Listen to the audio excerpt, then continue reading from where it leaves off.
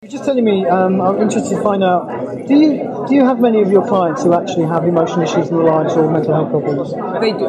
Lots of patients. Actually, most patients come with an emotional issue, even if they have physical symptoms. It's just the physical symptoms are the expression of the emotional problems. And but I also treat a lot of people who come with diagnosed mental health issues, bipolar, anxiety disorders, depression, schizophrenia. I've treated patients with symptoms of. So on that one, I mean, they're quite generalised terms, aren't they? I mean, they're quite broad brushes, the diagnosis. Yeah. I mean, do you find there are commonalities and ways that you would treat them because they have got this diagnosis, or is it more individual than that? No, actually, there aren't many commonalities. I've treated a range of people with the same label, and as a homeopath, the label almost doesn't mean anything to me.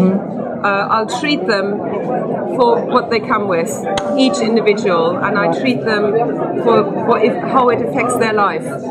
So they tell me about how it is for them, their experience of their state, of what they suffer from, and then how much that with homeopathic remedy, they can be very individualized. So for somebody who's never been to a homeopath before, how does a consultation work? I think most patients would say it's a very relaxed space where people are allowed to have an hour and a half to talk about themselves, which in our daily life isn't very common. But not just to talk about themselves, but also be challenged to really talk, to work with themselves. What is it that's really bugging them? It's not about digging and digging and digging, but it's about inviting the patient to say a bit more about, past the label, about what is it really like for them. If they have a grief or something else, what is it really, how is it affecting them really? Where does it stem from? Okay, so this is, in terms of the process of determining how you might assist somebody, where does the actual, the remedy, the homeopathic, the use of things that you might do, the kind of actual treatments that you might offer, that people take away with them? Yeah. How does that work? But as homeopaths, I prescribe homeopathic remedies. They come usually, this is just a selection that I carry around for first aid, basically. This is not necessarily what I'm going to prescribe. There's thousands of remedies are available to a homeopath. The idea is that what the person comes with, the patient comes with, every little symptom is like a piece of the jigsaw, and it'll fit together to form a picture of this is their imbalance, this is their disturbance, and we match that with a homeopathic remedy, and the remedy acts as the trigger to bring everything back into balance. It's never a crutch. It's not like a course of a remedy that you have to take and take and take, like a course of medication. It's literally like a trigger to the immune system, the psychological balance, to say like, hang on, we can do this different, because actually everybody wants to be healthy and happy and live a happy life. This is what we come for into this world. When you cut yourself, you'll heal. We're meant to heal on the emotional level and the psychological level just as much as on the physical level. And homeopathic remedy acts as a trigger.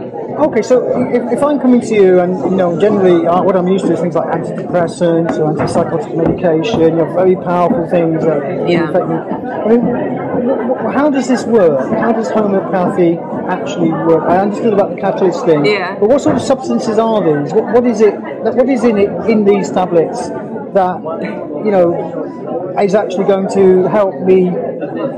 The beauty is, we don't know how it works. We haven't got we haven't reached a level of scientific understanding where we can say the same for psychiatry, actually. So. Well, quite possibly. The one thing I can say how it doesn't work is by chemistry. It's not chemistry. It's not like medication where chemistry goes into the bloodstream and alters the substances and mixes in the bloodstream. It works on a different level, and maybe quantum physics, I don't think, is far off to explain it. That's interesting. But we're talking about energy here. We're talking about something else that's going on. We're talking about something else, and up to date, scientifically, we haven't got the labels. But certainly, if you just look at chemistry of the body, you would have to say homeopathy doesn't work. But it's not chemistry. And homeopathy definitely works. We have lots of statistics. Homeopathy has been part of the NHS since the NHS was started. And there's great studies out showing by evidence that homeopathy works. Just because we don't know how doesn't mean it doesn't. Okay, so if I'm a mental health consumer, I maybe don't have a lot of money, how would that work? How could I get to use your service? Okay, I work as a private practitioner, and every private practitioner has sliding scales, but nonetheless we have expenses that need to be covered. Within the NHS, if you're lucky, you might be able to get a referral to one of the NHS, the homeopathic hospitals, nearest being Bristol. Mm-hmm. So there is the cost involved of travelling there. Okay. Alternative, there is in some areas, and there's more areas now, where there is charities, homeopathic charities, working to bring homeopathy to the disadvantaged into the community. Okay. Swansea has got a lot of clinics that are run by a charity where homeopathy is provided free of charge. Right, okay, because I mean at the moment in mental health, for instance, increasingly people are being offered the chance to have their own budget to spend on what they want to spend on, personalised budgets. Fantastic, So that could be, maybe I could spend some of my money. Absolutely, and most homeopaths, all I know, offer sliding scales. So if money is an issue, which we know is for some people, we say, well, okay, I'll treat you for less. If that is how much you have, because if people live on benefits, I know what it's like to live on benefits. You know, I've seen it often enough. There is only so much money that can be spared on it. So it's that thing of we can cater towards that. Petra, that's really helpful. Thank you. Thank you very much for asking.